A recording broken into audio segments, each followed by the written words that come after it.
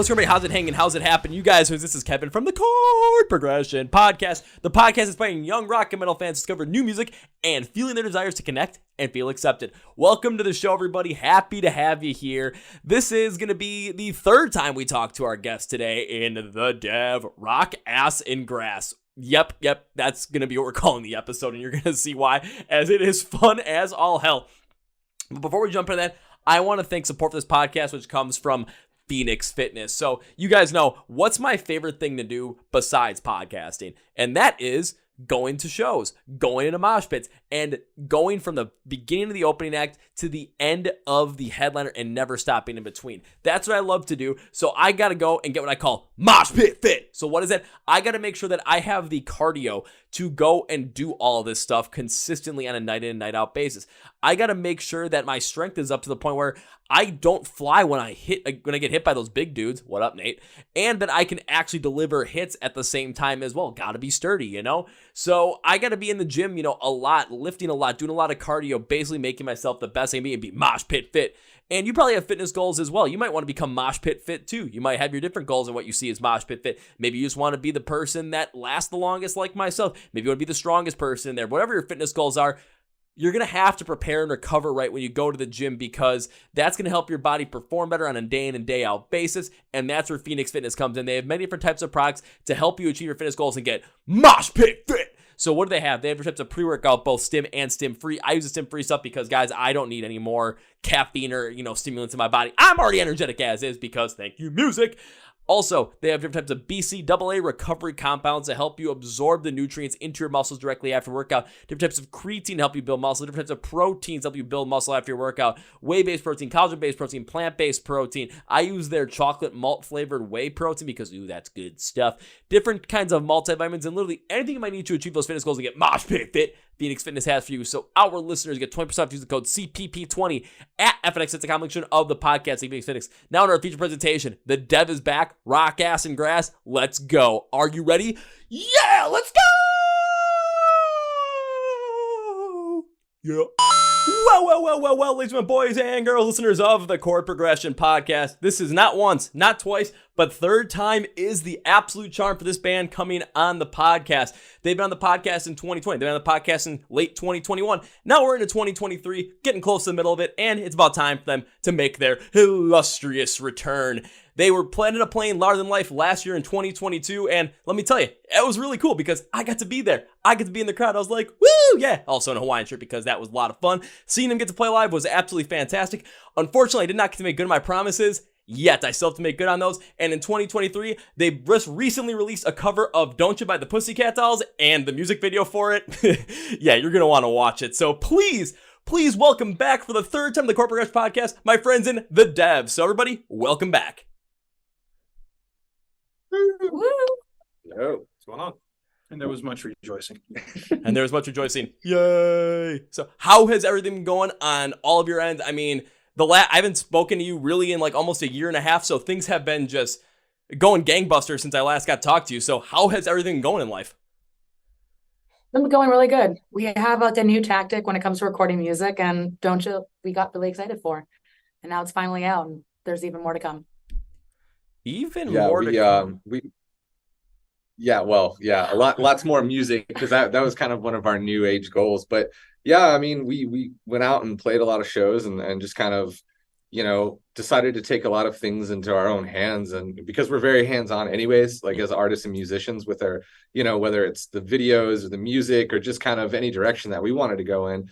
So we decided to just kind of do everything in-house now. And like with Don't You is kind of the first, song where Barrett, mixed it and produced, and recorded everything. And we did it here, like in our own little studio. And then Chris edited the video, and we all kind of like wrote the video together and like shot it. And so it was fun. We're just learning like the process, of how, because normally, a lot of bands are like, oh, we got to hire a videographer and shoot the video. And then they kind of take on a lot of the work, and we kind of go, all right, like, what do we want for ourselves? But now we're having to do that, but then also go, okay, well, how do we shoot this? And what are we writing? And like, what do we need? So it's been an awesome learning experience. And I think it's only going to help us kind of bring more content quicker. And that was kind of the goal to begin with, is to kind of level out the middlemen and just get right to the source, Yeah, because our biggest issue has been waiting to get stuff back, waiting on a mix or waiting on a music video to come. It's like with Hellbent, we were waiting for that music video to get done, and we missed our date that we originally wanted to release it, which was in the what was that year, 2022 or 2021. We wanted to release it actually towards the end of 2021, and that just didn't happen. We had to wait till 2022. So this bringing everything in house has basically made it so where we control when we can release stuff, and it's basically kicked us in the ass to get in gear and start doing more and releasing more stuff. And that's what we're talking about in the future. There will be more to come this year because we've been working hard behind the scenes on getting more stuff done as far as music goes and whatnot. See, now from my perspective, that actually makes a lot of sense. Just, of course, talking to as many bands as possible, talking to even some producers as well, just seeing where the industry is going and seeing with the fact that, content is basically king right now. And the best way for especially those the biggest bands right now, and the bands that are really popping off, especially all over social media, the ones that are really getting a lot of traction in the scene today, they're the ones that are constantly having their music and new things released into the world, and their name is consistently in the zeitgeist of culture. So when it comes to your idea of, hey, we're very hands-on with this, if we take out the middleman and put more of it on ourselves, yes, it's going to be more work on our end, but then in turn, one, you guys have total control over everything you do. Two, when it comes to deadlines, you're not waiting on some outside source or some outside party to get you the material you need, whether it's a mix, whether it's a music video, whether it's just promotional material, whatever it might be. Because they're also running on a different schedule. They might have different clients as well that they're working with. So they're going to end up, okay, we know I'm going to push this one back. I'm going to focus on this one now. And then what happened with Hellbent? You guys missed your initial release date. It got pushed back, and it kind of just really maybe messed with the mojo a little bit. But now with everything in-house, once again, what you're able to do is you're able to basically pivot and do everything that you want to do and do it in the way that you want to do it. So you want to release a brand new song literally tomorrow, you have the option to do it. You're not waiting on somebody. The only people that you have to worry about is you at that point. Yeah. And the only people we can get mad at is us. It's each other. And regardless, we see each other twice a week, so then we can ride on each other. There really is no formula of how a band should do it. And I think when it came to us, we finally figured out that formula where we can definitely rely on ourselves, but then we can also give ourselves 100% into our art and form. And it just definitely feels more organic now. And so we are extremely excited for the future because there are already things in the making that are already happening that probably would have been prolonged if we had to rely on other people. And there's different formulas for different bands. And thankfully we found ours finally. Yeah. And you're getting us 100% now. So it's our hands are in everything. So, I mean, what you're getting that's us. Yeah. And that's the beauty of it. Go ahead. Yeah. I was going to say, and jumping back to just some of what Nikollaj said, just when you talk about, your full hands on, you have 100% ownership of your art and you're able to put 100% of yourself into it. When you're thinking about releasing content, just hearing how you described it takes me back to when I was able to interview Wonder Years guitarist and artist coach Casey Cavalier. And his big thing was a lot of bands right now absolutely hate trying to create content. They see it as a chore, but he kind of said, take a look at it as content as an extension of your art. It is another piece of your art, another branch of your art that you're able to do many different things with and express yourselves and be creative in that realm. And just with the mindset of we're able to own our art 100%, we're able to do whatever we want with it, thinking about that as art, that is going to be something that takes you much further because the mindset is right and the drive is right to continue to do what you want to do, create what you want to create, and make it as best as possible with your full ownership of it.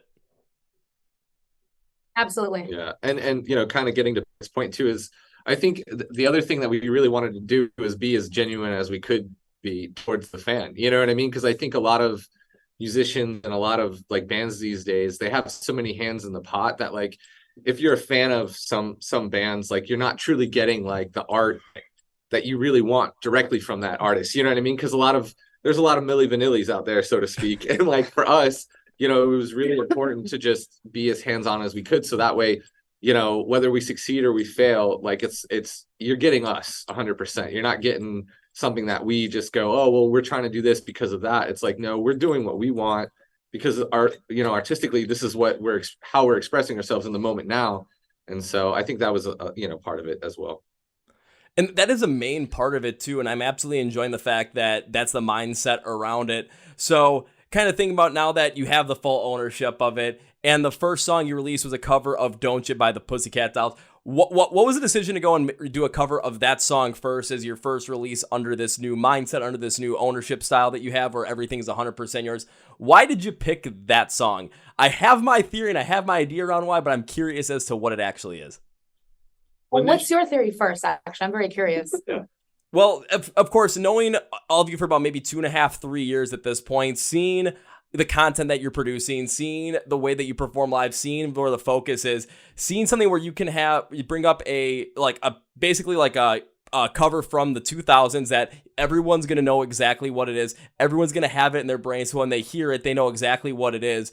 But the ability to have fun with it and more of this wacky meets funny meets sexy kind of way, especially in the music video, it all fits and makes sense, especially for whenever I think of the dev, what I see for it and what we have talked about in the past too. So it made a lot of sense when it came to a cover and just, okay, now that we're fully back out there, let's get some ears back on it. Let's get some eyes back on it. Let's have some fun with it to show that, we're still here. We're still creating a lot of stuff. You're going to get a lot more of us. Let's show the fact that, you come over and see the dev, no matter what, you're going to have a good time, whether it's watching a music video, whether it's just listening to it or seeing you guys at a live show. Yeah. Knows it pretty well. Yeah. That sums it up. Yeah. Like when we took the song, to go back to like the original, like why we picked like Don't Ya, I think it was just something where if we were going to do a cover song, we didn't want to do a song that it was already like heavy or already rock.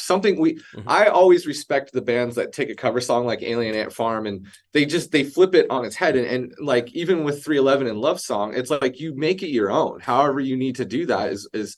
And so with Don't Ya, I'll be honest, when we sat in here and like listened to it, and it made sense for us on a little bit of a level, because obviously we're female fronted, so like sure, it's easy for her to sing. We couldn't, like a male singer, that would just be so awkward, but we were sitting listening to the song and going, okay, well, what are we going to do?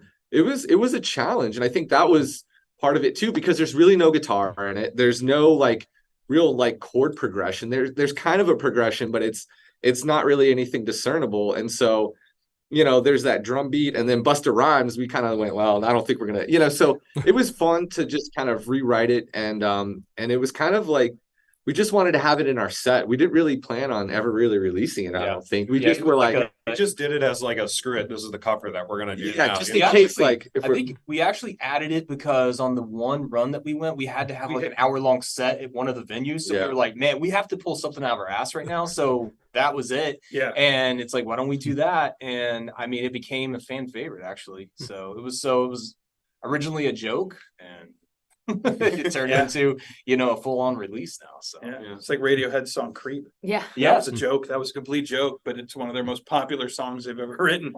But it was definitely like a really good baseline track to start off a full production, in the sense that we were no longer just the artists, but we also were the producers and the videographers and the editors, and like we literally set up the whole entire photo shoot. I edited the album. So the cool thing is there was kind of like a blueprint of like what the public knows as Don't Ya. And then we were quite literally able to take something that was already familiar. Yeah. We were able to take something familiar and then be able to put our own style onto it. And it still kind of gave us a little bit of like the, what are those like little bowling alleys of bumpers? Yeah. It gave us a little bit of like direction. Like, okay, we know that this is what the public is used to. Let's start honing in our talents when it comes to video production and recording and mixing and mastering. And it was a really good starting point. So now that we are going to start recording all of our own music, or we already have, we know more. Like, you got to start from someplace. And that was like a really nice baseline, because then people are like, oh, we know this song. Oh, wait, they did this themselves. So now it's just like a bigger and better surprise when you get to hear our originals and us really master and hone in that talent. And that makes a much more sense than even I could imagine too, even with my, theory of it, which seemed like it was pretty close. And the reason for that is because just seeing, again, you have something where you're going to show the world and try and stay within that lane, stay in that lane. You got the bumpers there, because when it comes to Don't Ya, anyone, over the age of 18 is going to know that song. If you're under the age of 18, you don't know that song, you got to go listen to it. Trust me on that, because you're going to be taken back to those like 2004, 2005 vibes and just be enjoying it, having a good time. like we all did, basically. However, when it comes to your style of it, yeah, I totally agree with you guys. That there really is no chord progression. There really is not much of this like hard rock anthemic style that you guys end up going with. So taking that cover song from a completely different genre, completely different style, and making it into your own, that's what really stands out. You mentioned Alien Ant Farm with Smooth Criminal. You can bring up Disturbed and The Sound of Silence as well, and just seeing how taking a cover song and making it your own can be one of the greatest things ever, even if it is just starting out as a joke. And seeing how the music video went as well, it's somewhere I took a look at, I'm like, let's see how this is going to go. And knowing that you guys put it together yourselves, it was the first time you guys really were working through like this. This is the first real release of it. Taking a look at it, I mean, I'm going to say this. It looked like a hell of a lot of fun creating that. And it looked like a hell of a lot of fun, especially from the standpoint of all the little things that you put in there in terms of the hot tub repairman, dick in a box, everything around there. Once I saw Bear with the dick in a box, I'm like, well, this is going to be funny. Yeah. And the thing about it is, and you mentioned this, is like, you know, coming to see us and having a good time. And I think, you know, like we definitely have our songs and, you know, we have our dark moments, like artistically, you know, like every band kind of should, is like, you know, you have your peaks and your valleys, but this song we knew is the good time, fun song. And like, we want people to enjoy it. And like, especially coming out of the last few years that we've all kind of been through, it's like, all right, well, let's just go back to having fun. You know what I mean? And when we shot the video, I think a lot of the goal is to kind of capture those early 2000s, you know, like pop videos, like the Britney Spears, the Pussycat Dolls, but also like the Foo Fighter videos that were fun. And like, you just watched it and it was a fun, stupid story that you could kind of know what's going to happen, but it's just comical, like me hiding behind the curtain and, you know, crawling behind the couch. It's just like, yeah, it's just funny, you know? So, and I think that's the thing too, is like, you know, obviously we have a song that we're going to release this year that's going to be a lot darker and is going to be like a heavy emotional kind of thing, but you have to have that. And then you have the light and the dark. I mean, you have to have the balance between it. It's the harmony of it all. So, yeah, this one was definitely one that we want to have a lot of fun and just, you know, make people smile and laugh. And we've had some people get a little excited over the video, and that's great too. So yeah, if you go to like the twerking part, like on YouTube, it's like, if you look, it's like a big spike because everybody repeats that part. Yeah. So analytics. Well, what can you say? The analytics show anyone that watches a Dev's music video, they're ass men or women, one of the two. Ask people. Yes. Ask people. I mean, if you really want to, what you can do is you can go full Seinfeld and get like fake Florida license plates made that say ass man or ass woman or ass people, and basically have them as like little merch things. It's like, well, you know, you play, don't you? You got the music video maybe playing in the background. If you got a screen and just have the twerking in the background, you never know. People might get into it. It's a crazy, wacky idea, but I mean, sometimes just random fun ideas, they work out. Yeah. We're going to steal it from you. Don't worry. Feel free to steal it from me. That's what the point of it all is. And even when I was listening to it too, I remember something we had talked about during the last time you were on the podcast. It was something about, you know, when it comes to the show, you know, maybe adding more to the show and just some of the crazy ideas that we had with it and the crazy ideas you ended up coming up with. Like, I remember hearing the idea of like mud wrestling during the show. I remember hearing like burlesque performers during the show.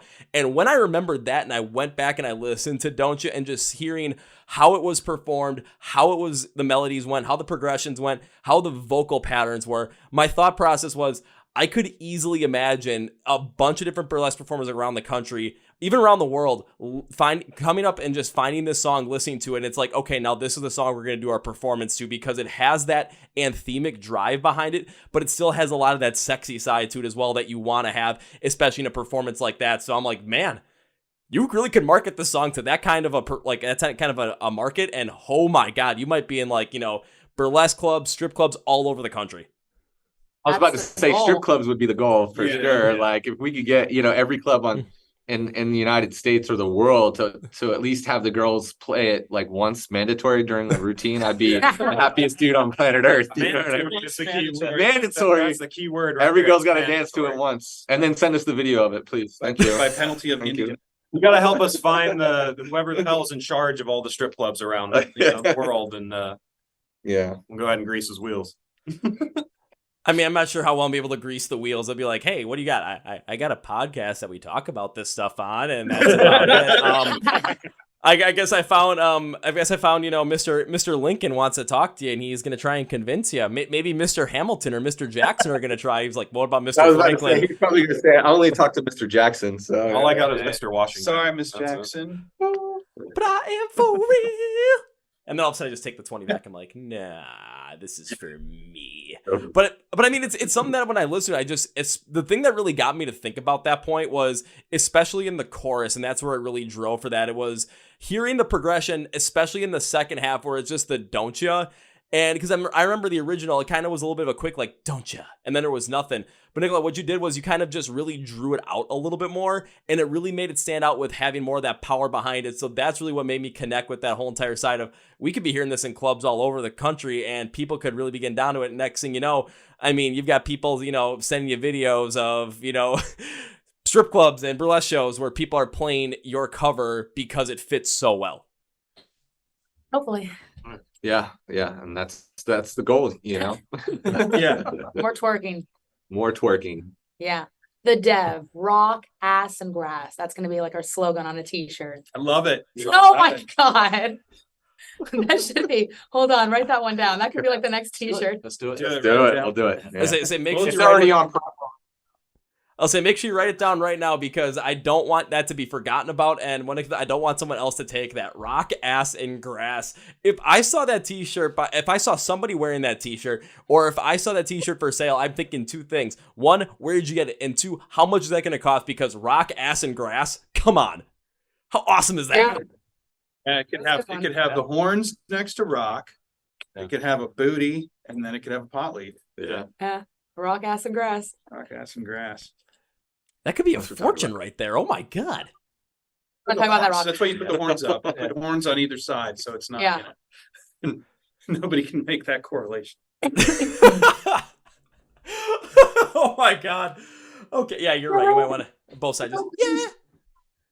You never know. Just rock, ass, and grass, and have the emblems on both the sides. I mean, who doesn't want two asses on their shirt? Let's be honest. And two pot leaves. Come on. I mean, the more the merrier at this point. Oh yeah. I'm really excited for this, because if I see that shirt come out and I see it pop up on social media, if I see it pop up when I'm, on Instagram or Facebook or anywhere I'm following you guys, I'm going to see it right away. And the first thing I'm going to do is go directly to where it's being sold, go directly to the website, and I'm going to buy one immediately. So if you're looking to make that one, I can guarantee a sale right now for me. Perfect. Awesome. Nice. There we go. Perfect. We need to. You were the test subject. You passed. I'll be the test subject. I mean, I'll wear that all over the place.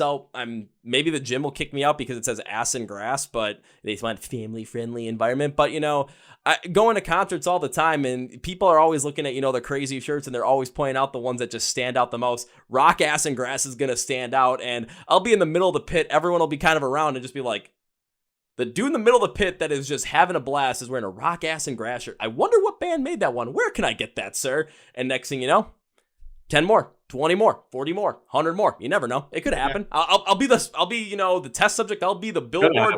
I'll be the walking spokesperson for this shit. Sale, it's done. This is happening. Yeah. Yeah. Maybe instead of the pot leaves, we do a joint, and the end of the joint is burning, and the smoke spells out the word grass in cursive. Oh, there you go. See, the wheels are already turning. Yeah. Wow, there we go. Sold. Instead of putting the pot leaves, because then it's kind of there, but it's, it's a little more subtle at that point.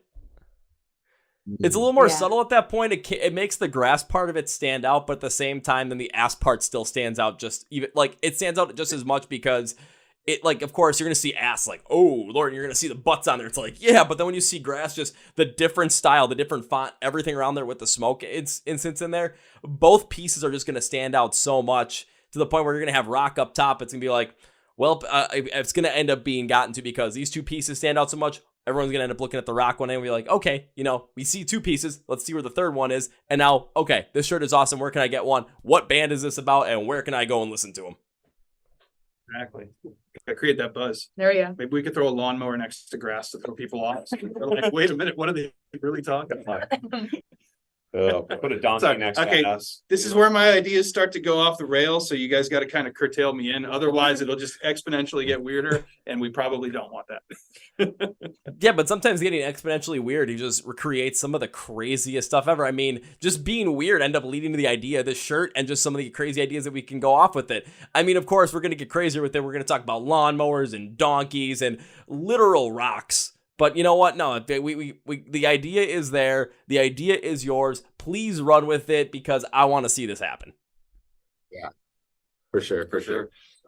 And then walk around walk around the Indy 500 with that shirt on. If you make it, I will walk around the Indy 500 with that shirt on.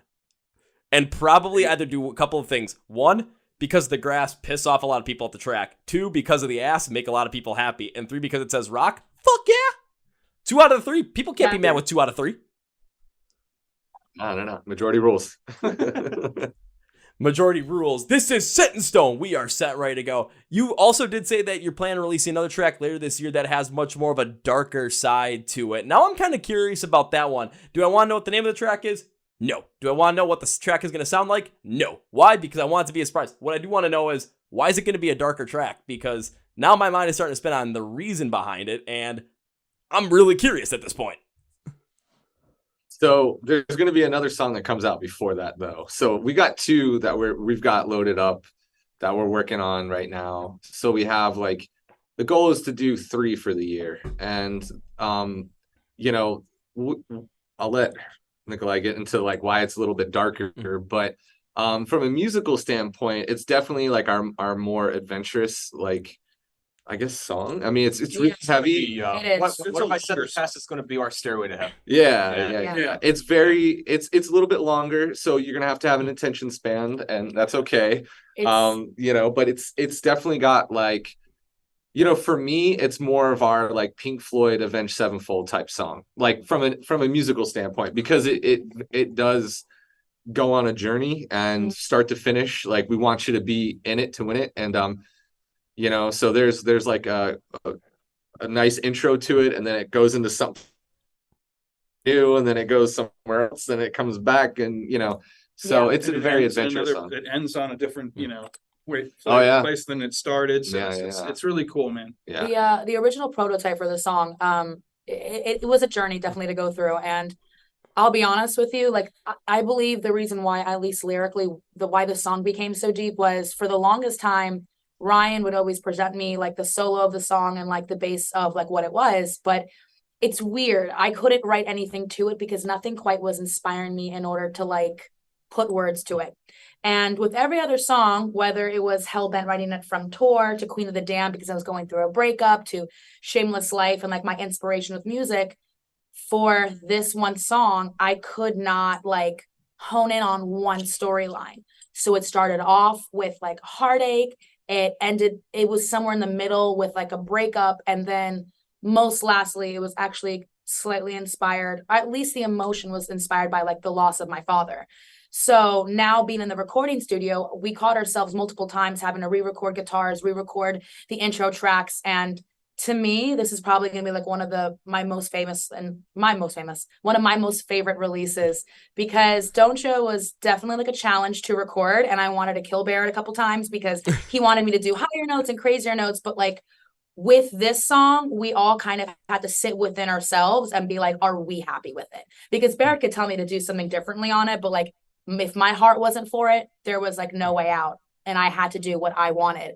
So I feel with this song, we all kind of really needed to sit within ourselves and go, okay, what do we want to do next? Am I okay with this? And I'm so beyond excited for this song, and it's going to happen later on in the year. And it is a dark and deep song, but it's not a dark, deep song where it's overly chuggy and heavy. And it doesn't have a sad ending. It's more so up to your opinion on how you want to view it. To me, it was closure and a good way to move on and move forward. But I'm sure anybody, when I wrote these lyrics, anybody can listen to this and be able to pull and stem from different verses and different choruses and be able to apply it to whatever they're going on in their life. And that's why I was so focused on writing the lyrics on this, because I wanted it to be able to be applicable to everybody else. Anyways, I love the song. Thank you. I'm done. All right. So a couple of things on that. Oh, go ahead. I'm sorry. The last track that we recorded at the audio compound with Andy K.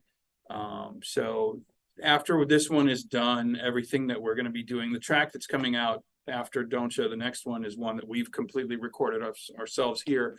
And this will be our last one that we recorded at the audio compound. It has to be, there's some guitar stuff that has to be fixed on it. And once that's done, we'll get it mixed and have that hopefully by the end of the year. But that's pretty much what's before the end of the year. But that's pretty much the goal with that, with this song that we're talking about right here, the darker one. So that one is it's pretty much done, except for a little bit. It has to just be guitars fixed, mixed and mastered, and it's finished. Yeah. And I think because it's a heavier, darker, like the tonality is darker. So for me, like putting it out in the fall and the winter time makes more sense. Because if you put out a song that's like super like dark and heavy subject matter wise, and like the summer, most people, their mentality is like, I want to be outside in the pool having a good time. Like I don't want to be depressed and sit in my room. You know what I mean?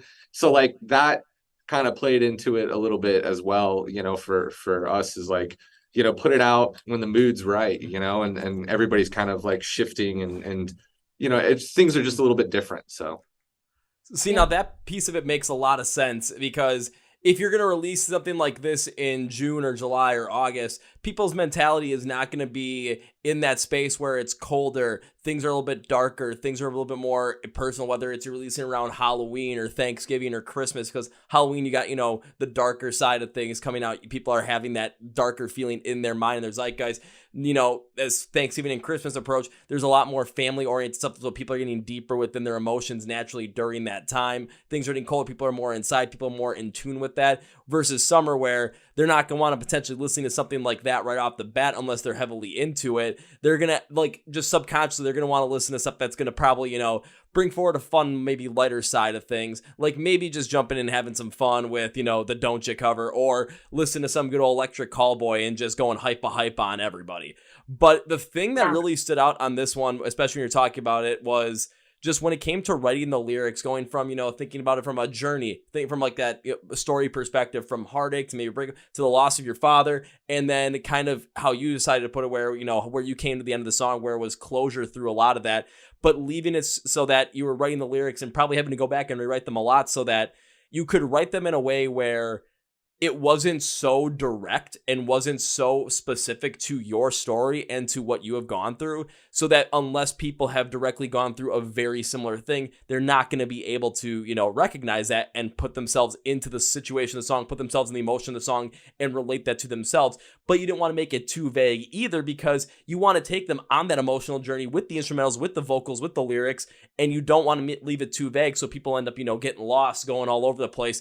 It's like going on the yellow brick road and then finding all of a sudden, you know, you're stuck in, okay, I'm back in Kansas. How the hell did that happen? You don't want to end up going that, but you're going a route where it's going to be metaphorical enough to the point where you are guiding people along the emotion and the feelings that you were going through when you were thinking about these topics and these subjects, so that they can remember those feelings. They can boil everything down to those core emotions and then put it into their brains and put their own story in there to really relate to it in any way possible. Taking them on that journey is going to be something that makes a lot of sense, and want to make sure that everything really fits with that, whether it's the guitar tones, whether it's the progression, whether it's the different drum patterns, whether it's the transitions from one spot to the next on this Pink Floyd Avenged Sevenfold opus that you're going to be end up creating when it's released. It's going to be something where, you know, you want to make sure that it is done as best as possible to your ability, so that it means so much to you, but people are able to connect with it. And that mindset, especially around the lyrics and especially around, you know, how much you've been working at to make sure that everything fits within that mindset for each member of the band.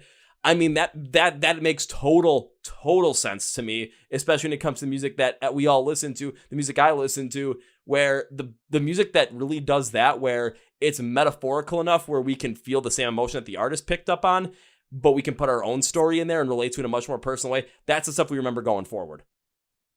No, and that's the honest to God truth. And the funny thing was, when I first wrote the song, you know, you kind of go into like the realm of, okay, we're going to make this about a breakup. And then when the song was really kind of birthed and inspired, I was going through like a lot. I was going through, you know, health issues and family issues. And I could see that the lyrical content was 80% there, but now the emotion was finally being backed. With the loss of like my dad, he was the only person that, like, honestly, he was my confidence for so long. So when I was able to kind of tap into that pain, it was a way where I felt like my recording was better because like now it was real pain. And we might have to be a little strategic on when we release a song so the majority of ears can hear it or feel the need or want to hear it. But for this song, the reason why we went back and re-recorded guitars wasn't because any guitar was necessarily wrong. It was just because we were at a different part of our lives. And I love the song a lot. I'm sure that they love the song a lot. So we just felt like we needed to do the song justice. And like as an artist, you know, just like any other person, we go through emotions. There's highs, there's lows. You know, sometimes we feel like we get closure. Sometimes we need music in order to give us that closure. So at least when I go on stage, that song is by far one of my most favorite songs to perform because I'm able to be vulnerable. And it's like an amazing therapy session where, you know, people go to festivals to be around and surrounded by people that also enjoy the same music and kind of get some sort of therapy. Mm-hmm. And as an artist, I get to go on stage and be able to sing the song about a breakup and basically be like, screw you, sing the song about like any troubles and, you know, tribulations that I went through. And then also honestly pour out my heart for like missing my father. But then I even get to have that audience kind of like embrace me. Mm-hmm. And it's like almost a way for me to say thank you because it's an amazing feeling to go to a festival as like an ongoing, you know, fan and be near your friends and like the bands that you love. But now as an artist, to be able to have that moment and when the song gets released, to be able to have the fans like also embrace me, it's kind of like a one-on-one and it's almost like a thank you because to me it is closure. And I hope to God that like anybody who listens to that song either gets closure or maybe I said something that they wouldn't be able to word. And so that's where my lyrical, you know, skill can go in and I can have said what you were possibly feeling but didn't know how to say it. So the song is very deep, but I don't want to get people weirded out where they think it's too deep and they don't want to listen to it. No, it's like a really dope song. And like the boys killed it. Like they absolutely killed it. And there's just a lot in there and there's a lot of nuggets and choruses have like different nuances where I change little words here and there. And it's a really good song. I mean, you're making me more excited. I don't know if they're talking about. I don't know. I'm assuming it's about the best Nick Cage movie, which again is either Face Off or Willy's Wonderland. One of the two. Had to bring that up. That's probably like, which one is it? But going Wicker Man. Bees, not the bees. But going back to what you said, I mean, it really stands out to where you see artists, and there's something that from a fan's perspective, when we see artists really go on stage and just pour their hearts out and really just get as deep as possible with it and be as vulnerable as possible. It's something where it is, from an artist perspective, it has to be scary because you are, you know, letting your emotion out there. You're being as open as possible. And you never know how that's going to end up being received. It might be received rather well, or, you know, you might not get that reception. It is a scary thing because anytime any of us is vulnerable in life and to somebody else, we're never sure what the reception is going to be. And it could let us down and maybe put us in a deeper hole than we initially were. But I think about Beartooth in this instance, especially when I go and see Beartooth live and Caleb Schummel's up there. I mean, if you've seen him, which I'm assuming maybe you have, the energy from that guy is off the walls. It's like someone attached a car battery to his nipples and he's just on stage having a blast with it. But when they always played the song Disease, like beforehand, he always gives some sort of little speech that comes straight from the heart, comes straight from just from him at that moment about why he wrote the song and what it means to him. And the song does sound a little different in person than it does live. There's a little bit more pain that you feel there. But seeing how people not only embrace him in that time, but also embrace each other. I was at Blue Ridge Rock Fest in 2021 when that song played, and there were a couple guys that were in the middle of the pit that just broke down crying because of how much that song means to them and how they connected with it and how it just emotionally got them through such tough times that they remembered it and they just kind of broke down in front of everybody else. And what did we all do in the pit? Yeah, we kind of stopped and we kind of all huddle around him and kind of were like, you know, trying to pump them back up in a way and be there for them in the vulnerable time. So when you're up on stage and you're delivering this song and you're, you know, are going to be open and vulnerable about it, it's going to be something similar to the point where people are going to be able to be open and embrace not only you, but also embrace the vulnerability that they themselves are feeling and not feel like that, you know, someone's judging them from the outside because so many other people are feeling that. We go to festivals, we're in the middle of that pit and we're having a blast. And even when I go to shows, whether it's in Virginia, whether it's Rockville in Florida, whether it's Large Life, whether I'm in Chicago, I'll see so many people that I know just from those shows. And even when I'm having those bad days, when I'm just like not in it with life and things are just not going right, going to those shows, being able to just let everything out during that moment with those people, they're not judging you. They're there to have fun and to make sure that you are having the best time possible because you all connect with that music in such a positive way. So you're going to be able to deliver on that with this song, and I'm really excited for it. And I'm not going to lie, just thinking about that whole entire thing. I mean, I'm probably going to listen to it. I'm probably going to get deep in the feels too, and you're going to probably see a video of me just listening like, this is tough. Yeah. And then at the end of it, just rock and roll okay. and like rock and roll's community is a very raw community. And the cool thing about that is like you are able to have those really like raging rock shows where you want to like mosh pit and punch a random dude in the face. And you know, when that moment comes where like a sad ballad comes in or like a deeper song comes in, it's that same raw community where you can not only be raw and like intense, but you could also be raw and emotional. And that's probably one of the reasons why I love rock music in that sense, because it really is kind of like a community and a family. And like Louder Than Life and all the other festivals that we played at, you start to see familiar faces and it's like a family, like a little like friend group, and it's all just because of music. And music is like probably one of the biggest healing things that I know, to be honest. So yeah, it's very similar to the polka community as well. Very tight-knit group of people, mostly Polish, some German, maybe a few Austrians thrown in the mix.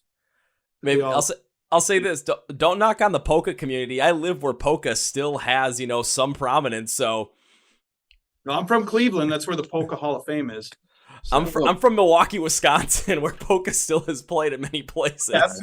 They still have it in Cleveland too. Yeah. They just did the Dingus Day Festival the day after Easter in Cleveland. It was huge. They had a pierogi eating contest and everything. It was.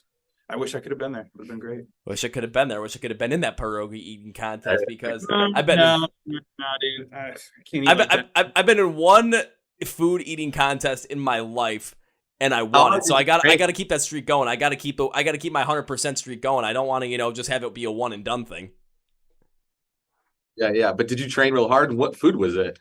It was a pumpkin pie eating contest at an AHL hockey game 2 days before Thanksgiving, and it was me versus my best friend versus some random dude.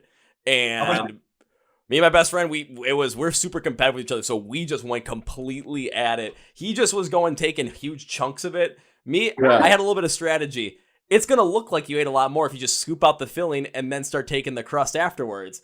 So we had like 30, 45 seconds to do this, and that was my strategy. Afterwards, you know, I was declared the winner, and my buddy took the pie the pie that he had, and then he just threw it right in my face as a celebration. And I'm like, you know what? This was fun. I kind of want to do this again. So a pierogi eating contest, I mean, I'm all for it. I should have been in there. You'll be the Joey Chestnut of pierogies. We'll put you up there, man. I hope my stomach can handle it. I mean, I'm pretty sure Joey Chestnut is the Joey Chestnut of eating pierogies. Like, he's a Joey Chestnut of eating hot dogs, pizza, burgers, wings, you name it. Yeah. That guy's a beast. Yeah. God. That guy's an absolute beast. I do want to ask about this though, because we did mention some festivals. I know you played, of course, Rockville in 2020, and you played Louder Than Life in 2022 again, because saw you guys play there. It was a lot of fun. So how did you end up getting on the bill for Rockville 2022? Because I remember not getting announced, you know, a little bit right before the festival started, and I saw it. I was like, oh shit! Yeah! I get to see him live. Yeah. So how did that all play out? Which one, Rockville or Louder? Louder Than Life. I think we talked about Rockville the last time. So Louder, we entered in a DWP contest, and was it the weekly?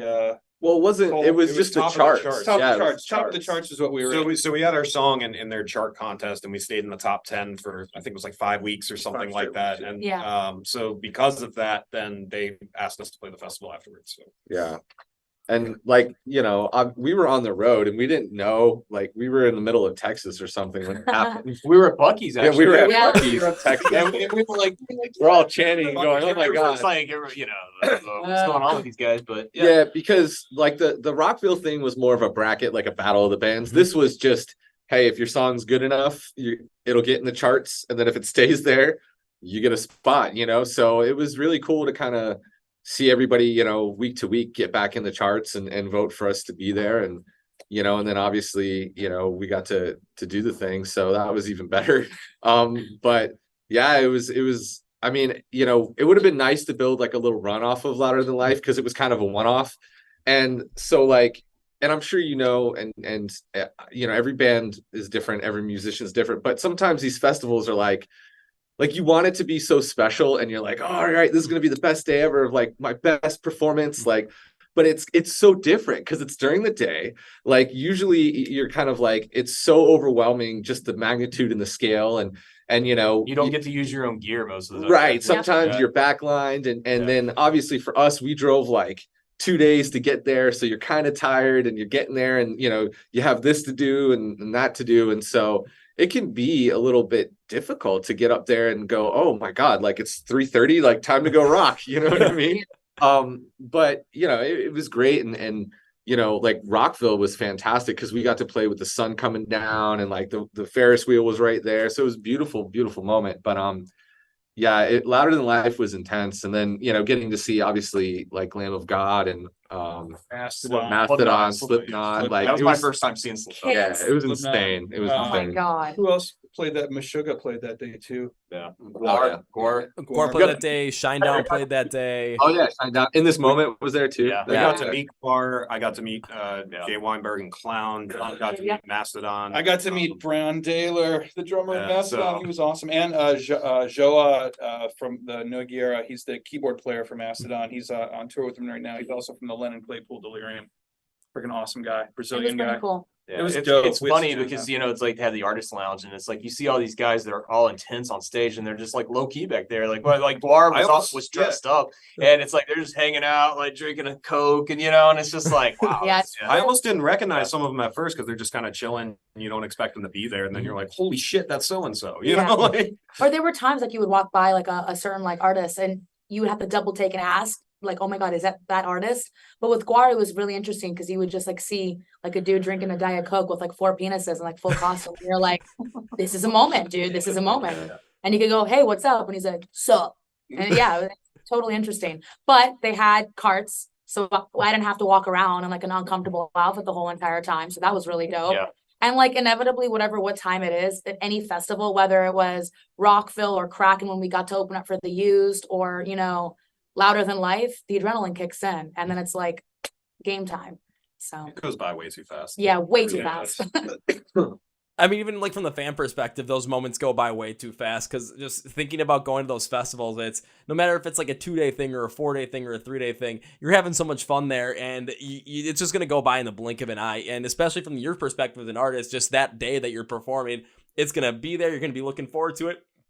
And before you know it, it's going to be over, but you're going to have so many memories from there, like meeting some of your favorite artists. The moment seeing the guys in Guar with 4 penises, just full costume, drinking a Coke, just saying, sup. The one thing I do remember, though, was literally right before you went on stage, though, because they had the Twitch streaming like set and stage literally right next to where you guys were playing. And it was like a couple minutes before you were supposed to go on, and then they just called you up, and then you just went up there, talked with Josh Balls, I forgot who his co-host is, and just went up there. And I just remember it was like, it seemed like you had done that like 20, 30 times before. You just sat down there and was like, what the fuck is up, everybody? Yeah. No, it was the funniest thing. I'm like literally on the stage. I'm like having like a miniature panic attack. And I'm like, okay, I'm getting ready.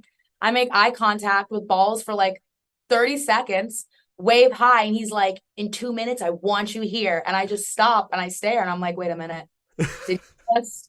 Okay. And then, like I said, adrenaline kicks in and you just start walking down your stairs, up their stairs, and the next thing you know, you're like doing an interview. And the funny thing is like their stage manager is like looking at us, going like, "You guys want to go up there too?" And I'm like, "Hell no, bro! I got my guitar. I'm warming up. I'm like, no offense. I got a bass drum. I would have loved to, but like it's like T-minus 10 minutes till I like play a half-hour set. Like I'm a huge like before we play, I want to get in my zone. You know what I mean? Like I was saying, festivals can be a little bit uncomfortable, so I'm like, all right, no, I'm getting in my zone, like. And to make matters even worse, right before we were doing the sound check, before I even like looked at Balls and Shabinsky, I was taking a nap. So like, you know how like, right, she was backstage taking a nap. Like there's photos. That's the warm up, like that's right there, ladies and gentlemen. Well, taking a nap. I take a nap. I calm my nerves down, and then I asked her to go. Chris is in the back going. And she's just like, so like they have like a beautiful couch underneath the tent. I go to like she was so stoked to be there, guys. I go to my merch Gold Kelly. I go to my merch girl, Kelly, and I said, how long until we get on stage? She's like, 30 minutes. I said, great. Grab me 2 teas. I'm taking a 15-minute. And I just lay down. I like sleep like I'm like freaking like Vladimir the Impaler, like just like a freaking vampire, not ruining my hair and makeup. I managed to like sleep for 15 minutes, chug a hot tea, get the next hot tea on stage, wave hi to balls. And I'm like still kind of like getting the eye boogies out of my eyes. Okay, I'm ready to do this. Like I'm calm, I'm not panicking. And then he's like, get on stage. And I'm like, fuck. Holding the tea and everything. And I'm like, fuck. It was cool though. Totally rock and roll. Totally rock and roll. That is as rock and roll of a story if I've ever heard one, but still, it's just because even think about it. What I remember from that was just you walking up on that stage, sitting down there for like 2-3 minutes, and it seemed like you were just completely in the zone the whole entire day. Like you were not missing a beat. Everything was just perfectly put on point, and it was just that quick. Directly after a nap, or right before you're about to go on stage, just. There's so many people in that moment that would probably just like freeze up and just be like, I'm not ready for this. You just go up and it's like, I got this. Big dick energy. Let's go. Yeah, 15-20 minutes post snap, but like adrenaline, man. I think I like dreamt that into existence or something. Like my psyche meshed with the universe and I got to like see Shabinsky and Balls like face to face. It was dope. It was a moment. Yeah, so now next time you play a Dame Rivers Presents festival, you just got to make sure that you know exactly where the Twitch stream stage is, and then just walk over and just, instead of this time, maybe not just be up from a nap, but just like peek across the side just so they can see, just start waving at them. And then next thing they're going to know, they're be like, get up here. It's going to be, I'm ready for this. I prepared for this before. I am ready to go. Adrenaline's going to kick in.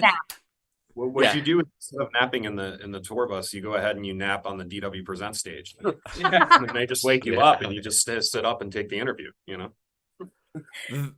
That would actually be something really interesting, because you could. I just think about this. Imagine you're watching the set on the stage that's right next to, and then you go over and you're seeing, wait, there's someone napping on the couch that's literally on the set for that stage, and then they come out and they're like, okay, why is this person napping on there? And it's just, now everyone is looking at that stage. They're curious. They're wondering, why is someone literally on stage sleeping during this point? And then it's, all right, you're an artist. Oh wait, we know you. You want to do an interview? Fuck yeah, let's do this. And then within 5 seconds, you go from passed out, looking like Vlad the Impaler, a vampire style, just to all of a sudden, yeah!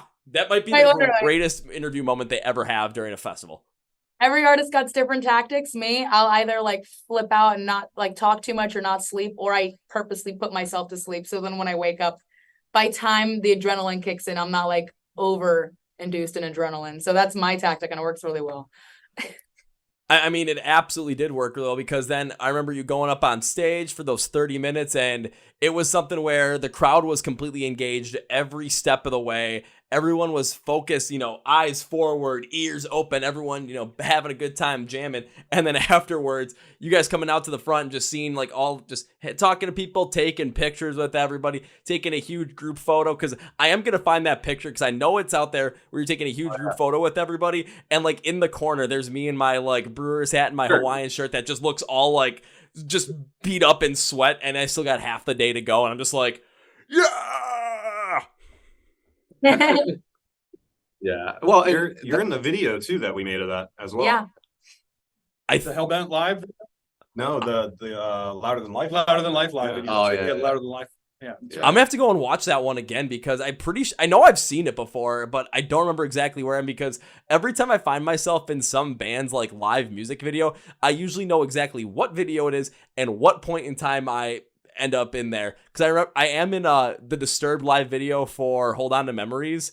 It's like at the 2:37 mark, you see one of their biggest fans. She's very connected with the band. She's very emotional at the barricade, and then like you see half my face just looking like I'm the happiest guy in the room. I'm just like, it's like the weirdest juxtaposition, but I look, I'm like, I'm in the freaking video. So now I've got to watch that Louder Than Life one again from you guys and see where all of a sudden it's not gonna be hard to find me. The Hawaiian shirt's gonna be there. Okay, so here's the photo. Yep, I'm in the corner. There you are. I'll send that to you, and then you'll have it. Perfect, because well, I'll put it this way. When I get to see you perform live again, I'm not sure if that Hawaiian shirt will be broken out, but the Hawaiian shirt will definitely be broken out because... Oh, it's going to be rock, ass, and grass from here on out now. Come on. What if it's a Hawaiian shirt that says rock, ass, and grass? Make one specifically for you. Limited edition, only one. Yeah. Limited edition, only one. All right, I've got one more question for you all before we wrap this up. As we know, we're going to be getting towards the end of the first half of 2023, which is really weird to say. What's the plans for the band going into the second half of 2023? We already talked about music, but what about live music? Who would like to tackle this question? I guess, yeah. So live music, right now we're working on a tour for August, mid to late August, doing the East Coast. I don't think Wisconsin is on there, but I promise we will get up there. But yeah, as for that, and then I think we have something maybe in October. We're playing a foam party. Yeah, I was just gonna say, we're playing with June here in June. Yeah, next year. So that's the next big show for Crossbreed. Yeah.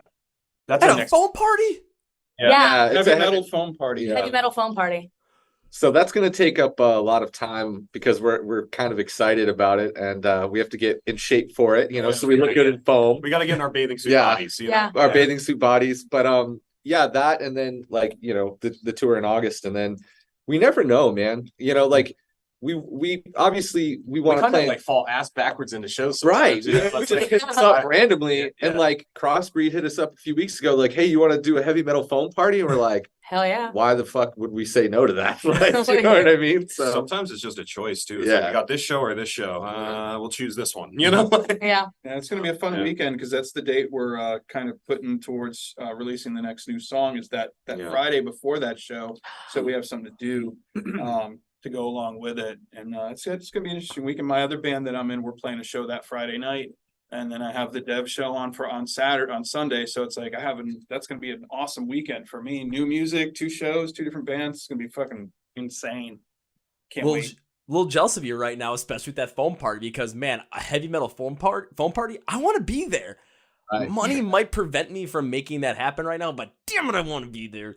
But when you're making that run up the East Coast, though, I mean, I can understand maybe not make it to Wisconsin, but if you make it somewhere around the state of Wisconsin, or if you make it to the 3rd largest metropolitan area in the country and end up in Chicago, I go to Chicago all the time for shows. It is, if I see that happen, I don't even care if it's like a Tuesday night. I am there. We appreciate that. Oh yeah. Yeah. So, we definitely want to get out and play. And then, like we said, you never really know what other shows may pop up. I mean, there's some other things, festivals that are going to happen that you never know when they come calling. You just, you say yes. You say yes and you make it. You figure it out. Make it so. But besides releasing the songs and shows, I think the biggest thing is just, kind of like what we talked about at the beginning is content and branding, and just kind of like bringing the world more of the Dev, and making our sphere just bigger and allowing people to really kind of dive in and be a part of the music and the art that we're creating. And that's what we want. So, it's pretty much the goal, and listen, if we could tour, 300 days of the year, I think we all would, and get out there. The environment's a little rough right now. So, obviously, that's something to take into consideration, but we're definitely glad that shows are happening and it's back up. And we as a band, especially like in 2021, I mean, we got out there as soon as we could, to get back out there. We were just like, we just want to go on the road. Like, we don't want to stay home. And live streaming, shows and stuff like that.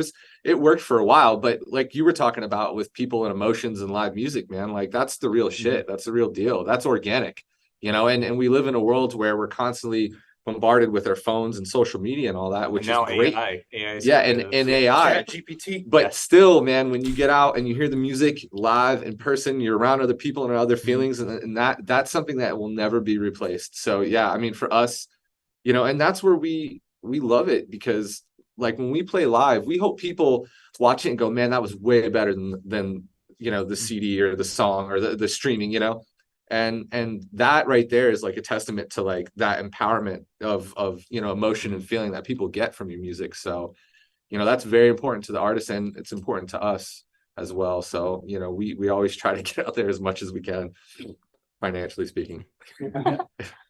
Yeah, I know from the last conversation we had too on the podcast, after like the shows started coming back from the pandemic, you five just were like, you know what, we're gonna go and do this. We don't care. Shows are back. We're making this happen. And I do understand the point time too, where it is, a little bit rough out there when it comes to shows, when it comes to the financials behind it, when it comes to just how many bands are always out there now trying to tour, especially because we're still dealing with a lot of that, bands coming back after the pandemic, trying to play as many live shows as possible. We're still all dealing with that. As much as I want to see you all come up my way so we can all, we can see a show together once again. I can see you guys perform live and I can make good on those promises that I have made because I still need to with the first rounds on me. I still want to make sure when you do it, you're doing it for the best for the band. So whether it's, maybe the East Coast is the most viable and the best financial option, does it come around me necessarily in that moment? No, but is it what I would rather want for you? Absolutely, because it's going to put you in the best position possible so that in the future, you can end up touring not only, up here in the Midwest, but you can go all out west. You can do the West Coast. All of a sudden, you can take the Dev over to Europe and I'll take the Dev over to Japan, play the Tokyo Dome somehow, make it happen. Whatever is going to be the right way to go about it, make it happen. I'm all for it. Even if it means, maybe I don't get to see as many shows from you guys as much as I would like to. You know what? I'm more for the success of the band than my selfish I want to see you guys play a show. And we appreciate that, man. Thank you so much. Yeah, thanks.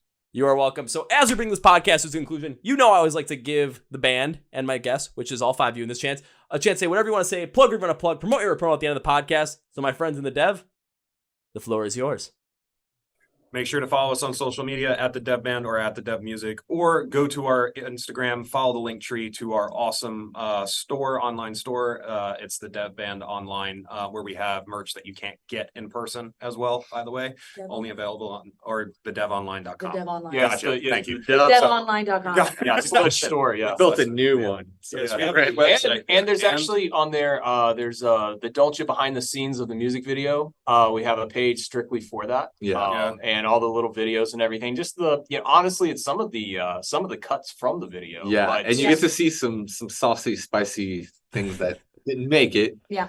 But yeah, for the goal with that is to have kind of like just like a chapter for each song, so fans can go, oh, well, I want to see what the Dev was like during the Shameless Life era, and you go there and you see all the behind the scene photos and videos, and then you can kind of engulf yourself with that song, and just making every song have its own environment, and then that way there's people know where to go, because the other thing too with social media is, man, there's so many places to find And I know a band. I know when you and I were younger and we were listening to music, I used to pull out that leaflet, on the CD or tape or whatever I was listening to, and I'd read through all the lyrics and all that stuff. So we're trying to create that experience for you. Yeah. So, and also, by the way, Don't You Did Just Release, please go ahead, like, subscribe, watch it, enjoy, share it to people. YouTube, use it on TikTok. Take it up, print it out, pump it in the ball, throw it at your friend, whatever you got to do, Yeah. Also requested at the strip club. Make it happen. Yes, please. That's the most important part. The most important part. Now it's time for me to this podcast with rock, ass, and grass. absolutely rock, ass, and grass. Now it's time for this podcast with three specific things. First things first. My friends here in the Dev just told you exactly where to find them online and why you should follow them online and everything around there. And you want to know what the best thing to do about that is? And the best way to go about that is you're going to want to just check out the description of this podcast, which is Find the Dev Online, because all the social media links are going to be there. YouTube's going to be there. Where you can get merch is going to be there. Where you can follow along them, and every platform is going to be there, so that I'm doing all the hard work for you. I'm doing all the heavy lifting. The labels are going to be there too. So all you have to do is just click the link that you want and go to it, and bing, bang, boom, you are all set. It's convenience. I'm putting this down to one click. You don't have to search up anything. I got you covered. Description of the podcast where it says Find the Dev Online. Now it's time for number 2. So I've talked with you all twice so far on the podcast. And I've seen you once at Louder Than Life. But at Louder Than Life, I was not able to make good on my promise of first rounds on me, unfortunately. So that promise is going to have to happen again. So the next time I see you perform live, it's not going to be first rounds on me. I'm changing this up a bit. I have done this to only 2 other bands at this point, and I want to make this the third band I get to do this with. Are you going to get first round? No. You're going to get much more than that. I'm going to bring a full case of beer and be like, yes. There we go. That's a big old thank you for being on the podcast. Big old thank you for doing what you do. And we'll have to crack one open and enjoy one because, well, that just sounds like a good time. Yes. Crack open Absolutely. a couple. If you're bringing a case. Oh, I'm bringing a case. Well, there's 1, 2, 3, 4, 5, 6. That's 4 each right there. Right. Yeah, perfect. That works. Perfect. It makes sense. We're going to make it happen. And now as we bring this podcast to its official conclusion, I cannot in good conscience say goodbye because now I have to make good on this extra other promise of bringing a case to the next time I get to see the dev.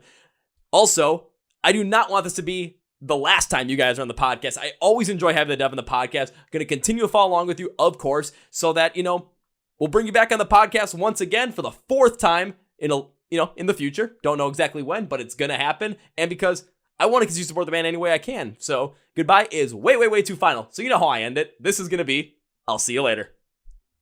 We'll see you next time. See you next time. Well, folks, that was my interview with my friends in the dev out of Orlando, Florida. And now it is time for Kevin's final thought. And normally for the final thought section, what I like to do is I like to reflect on the episode, a point in the episode that really stood out to me, and just kind of recap it and really give more of my thoughts on it. But I'm going to go a little bit of a different route today. And if you saw during the episode, if you saw the panel of myself, unfortunately, this video does have it cut off, but on my whiteboard over there, I had the words, "I won't fade away" on there. And the reason I had those words on there is because it's a We Came As Romans song, "Fade Away," and you guys know I love We Came As Romans, just look at the banner in the back. But from the time I recorded my last podcast for this one, actually recorded it, I recorded this episode on April 18th. The last podcast I recorded before this was April 1st. That's a 17-day layoff, which is just unheard of for me. But during that time, things were not going well for me. I had tried to see if I could find a new job for a full-time job to better support the podcast. My car took an absolute shit, so now I have a different car with now having to pay car payments. Basically, money is incredibly tight right now. And I got offered that job, but I turned it down because of the podcast. I turned it down because taking that job would take away any flexibility I had with the podcast, and I'd have to either give up the podcasting or working out and being mosh pit fit. And those things drive me so much that I just couldn't do it. So that had been weighing on me, and because of that, because of just feeling burnt out at the same time as well, a lot of different things had been taking its toll. At my full-time job, things have been taking its toll where I wasn't doing the best of my ability. When it came to maybe the podcast as well, maybe when it came to promote the podcast, maybe I wasn't doing the best of my ability as well, but I have to go and fix that. But the main thing is my energy was just down. My happiness was just down. I haven't been to a show since April 1st seeing Rise Against. Of course, by the time this comes out, I will have seen Avoid, We're Live, Pop Evil. I will have seen the Sorry Prevail show, the August Burns Red tour. I'll have seen Beartooth and Trivium, and I'll have seen Wage War as well. So the reason why I'm reflecting on this one, this is why I love doing this. I came into this episode tired. I came into this episode cold. I came into this episode in a terrible, terrible, terrible mood because I just got out of the gym. I was freezing. And I couldn't get warm, and I'm just tired. I'm burnt out. I'm just not feeling it. But I always know that when I jump into these episodes like this, something happens. Once I saw the dev jump into the episode, and once I hit the admit button, we started talking, my energy just shot up through the roof. And by the time it was over, by the time we ended the call, I threw my arms in the air and just went, "Fuck yeah!" Because I remember why I love doing this once again. I got that feeling back. Because, man, just being able to connect with these bands, being able to talk with them, being able to present something to you that has a lot of substance behind it, and being able to bring you great music over and over again is something that I just absolutely love. It's something that I absolutely drive a lot of passion behind. And it's something that just gives me life. It gives me energy. Hence why it was a struggle to go through the past couple of weeks, because trying to just go through life, trying to deal with a lot of stuff, trying to recalibrate a lot of things, and trying to find joy once again was kind of tough. But this episode, after recording it for the first time, or episode for the first time in 17 days, really, really jumped out to me. And I'm glad it was with the dev, because just being able to talk about their music, being able to talk about the cover of Don't Ya, being able to talk about Rock, Ass, and Grass, being able to talk about the deep song they're going to be coming out with later this year, being able to talk about what happened at Rock or Louder Than Life 2022 and the whole festival. I mean, I'm just smiling from ear to ear right now. I'm just happy again. And I want to thank the dev for that, because, I mean, we were the ones that kind of put it together. The dev reached out once again, and it just makes me happy. I'm just happy again. So thank you, my friends in the dev. So you want to follow along with the dev, of course. Go show the podcast. Just find the dev online. There'll be links and labels for everything from their social media accounts where you can listen to music, where you can watch your music videos, watch the music video for Don't Ya? If you like fun and sexy and funny at the same time. It's a good time. Also, go check out their merch store as well, because by the time this comes out, they might have a Rock Ass and Grass shirt, and I'm going to get me one because that just sounds like a great time. So go check that out. Also, make sure you're following along and subscribing to the Chord Progression Podcast. We are on social media. We're on Facebook and Instagram primarily. I think our Twitter account is still active, but we're not really on there. So go follow us on Facebook or Instagram. You'll get all the short content from the podcast. You'll get all the connection there. Reach out to us. I'm talking to everybody on those platforms. So please, please, please reach out there and connect us. Also, make sure to subscribe to the podcast. So hit that subscribe button if you're on YouTube, or follow us on Spotify, Apple Music, iHeartRadio, Amazon, wherever else we might be. Thank you for following us. Thank you for supporting us. Also, thank you, Phoenix Fitness. Again, 20% use code TP20 at fnxsite.com. Thank you, my friends in the dev. Case of beer is coming your way when I get to perform live next. Oh, yeah. And on that note, that's going to be it, guys. Thank you for listening to the Chord Progression Podcast. My name is Kevin, and you guys know how I end every single one. Big, healthy, and hearty. See ya! Yeah!